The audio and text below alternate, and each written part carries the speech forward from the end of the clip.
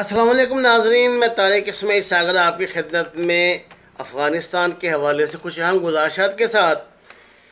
ناظرین، ایسا دکھائی دے رہا ہے جیسے طالبان نے امریکہ کو اس کی سمجھے جانے والی زبان میں رسپانس کرنے کا بڑا مستقل اور محکم فیصلہ کر لیا ہے۔ طالبان کی جو ڈیل امریکہ سے ہوئی تھی، جو مذاکرات ہوئے تھے، جو امن کا معاہدہ ہوا تھا، وہ بضد ہیں کہ اس پہ لفظ ب لفظ عمل کروایا جائے، اور دو فریقین ہیں، ایک امارت اسلامیہ افغانستان اور ایک United States of America.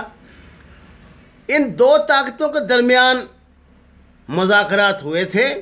Taliban ان دو طاقتوں کے درمیان ہی گفتگو چاہتے ہیں۔ انہوں نے کہا کہ اس معاہدے میں لکھا تھا کہ افغان جتنے بھی متاثرہ فریق ہیں، جتنے بھی اسٹیک ہولڈرز ہیں، ان سے طالبان الگ سے مذاکرات کریں گے، لیکن اس سے پہلے طالبان کے قیدیوں کی رہائی لازم تھی، جو کہ صرف اب تک 100 قیدیوں کو اشرف غنی حکومت نے رہا کیا ہے، کیونکہ ان کی نیت میں فتور ہے اور وہ ان مذاکرات کو خراب کرنا چاہتے ہیں، جبکہ امریکہ بضد ہے کہ ان مذاکرات پہ لفظ و لفظ عمل کروا کے اپنی جان چھڑائے اور یہاں سے نکلے۔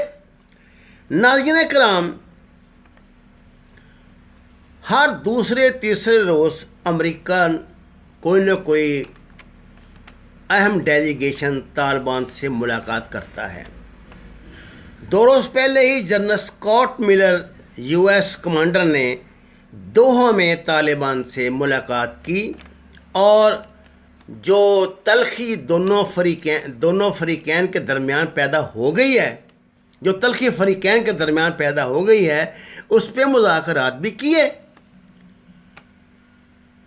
اب صورتحال ناظرین یہ ہے کہ طالبان اور امریکہ دونوں یہ چاہتے ہیں کہ کسی نہ کسی طرح اس معاہدے پر جلد از جلد عمل ہو، امریکن فوجی یہاں سے نکلیں، طالبان اس علاقے میں امن قائم کریں اور اپنی حکومت بنائیں۔ لیکن شرارتی عنصر جس کی کمانڈ اس وقت اشرف غنی کر رہا ہے، جس سے امریکہ اور اسرائیل کی مکمل پشت پناہی حاصل ہے، وہ معاملات کو مسلسل الجھا رہا ہے۔ اس کی کوشش ہے کہ جس طرح بھی ہو صورتحال کو لمبا کرے، نئے سے نئے مسائل کھڑے کرے، تاکہ امریکن مجبور ہو کر یہ معاہدہ توڑیں اور پہلے والی صورتحال جو قائم ہو جائے۔ کیونکہ ناظرین، امریکہ کی طرف سے اس معاہدے پہ عمل کرنے سے اس خطے میں امن قائم ہو جائے گا، اس خطے میں انڈیا کی مکمل بدماشی ختم ہو جائے گی۔ NDS اور راج اور مل کر بلوچستان میں اور پاکستان کے سرحدی علاقوں میں مہم چلا رہے ہیں، وہ ختم ہو جائے گی۔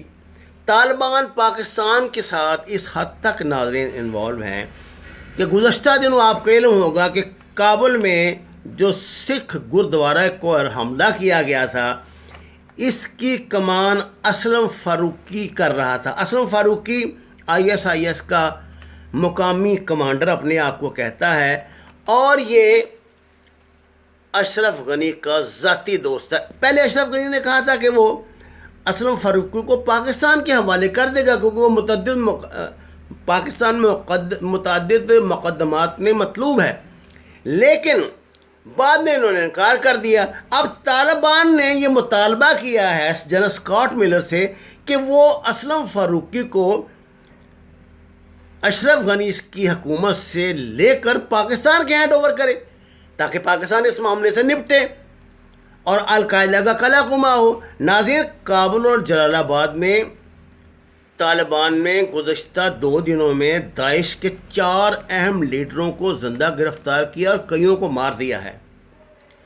اشرف غنی جہاں جہاں کوئی نہ کوئی دھوکنی لگاتا ہے، جہاں معاملات کو خراب کرنے کی کوشش کرتا ہے، وہاں طالبان بھرپور رسپانس دیتے ہیں۔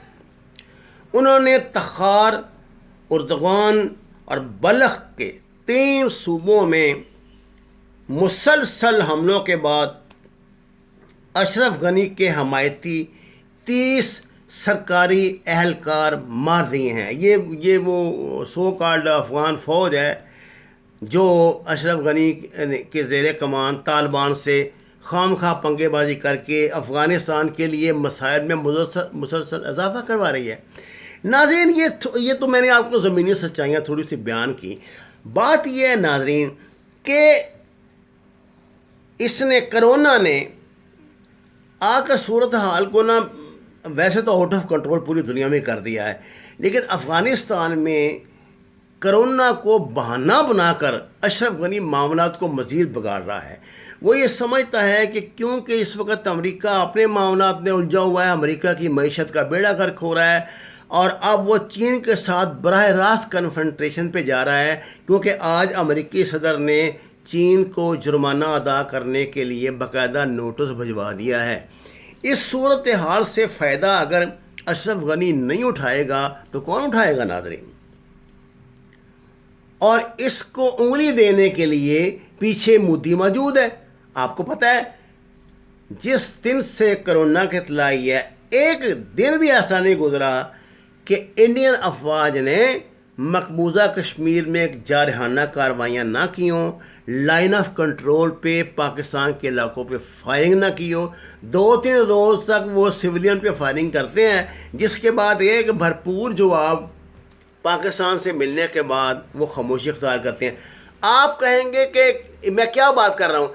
اصل میں کشمیر اور جو افغانستان کی صورتحال ہے اس کا بہت تعلق ہے ناظرین۔ میں نے آپ کو کچھ روز پہلے ایک خبر دی تھی کہ 8 انڈین جو تھے سو کالڈ کمانڈوز، ان کو مارنے والوں کا پتہ ہی نہیں لگا۔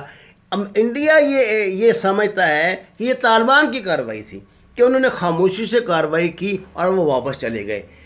اب یہ صورتحال یہ بن رہی ہے کہ ایک تو وہ دور تھا کہ جب بلوچستان سے انڈین سیلاب جو دھکیلا جا رہا تھا، افغانستان سے انڈین سیلاب بلوچستان میں دھکیلا جا رہا تھا، پاکستانی سرحدوں کے اندر یہ کارروائیاں ہو رہی تھیں۔ اور آپ کو تازہ ترین صورتحال سے آگاہ کر دوں کہ اس وقت بھی ساؤتھ اور نارتھ وزیرستان میں قریباً دوسرے تیسرے روز ایک نہ ایک دہشت گردی کی کارروائی ہو رہی ہے۔ یہ الگ بات ہے حکومت پاکستان کی کیا پالیسی ہے، وہ ان خبروں کو کیوں نہیں سامنے آنے دیتی، اور یہ بڑی شدید ہو رہی ہیں۔ آپ کو پتہ ہے احرار الہند اور داعش، یہ 2 جماعتیں جو ہیں وہ جن کے بیس جو ہیں وہ افغانستان میں ہیں، وہ بڑھ کے پاکستانی فورسز پہ یہ حملے کرتی ہیں، دہشت گردی کے اڈے انہوں نے بنائے ہوئے ہیں، اور پاکستانی فورسز چونکہ ان کے خلاف کارروائی کر رہی ہیں، اس لیے وہ اب ان کو دوسری طرف سے ڈنڈا ملا ہوا ہے انڈیا اور NDS کی طرف سے کہ بھائی یہاں کچھ کر کے دکھاؤ تو یہاں رہ سکتے ہو، نہیں تو دفع ہو جہنم میں جاؤ، ہمیں تم سے کیا لینا دینا۔ یہ وہ دہشت گرد تھے جو پناہ لے کے بیٹھے ہوئے تھے۔ اب آپ دیکھیے کشمیر کا محاذ گرم کر کے انڈیا پاکستان کو ایک تو انوالو رکھنا چاہتا ہے وہاں پہ، اور پاکستان کی توجہ افغانستان کی طرف سے ہونے والی دہشت گردی سے ہٹانا چاہتا ہے، جو ابھی تک انڈیا کر رہا ہے۔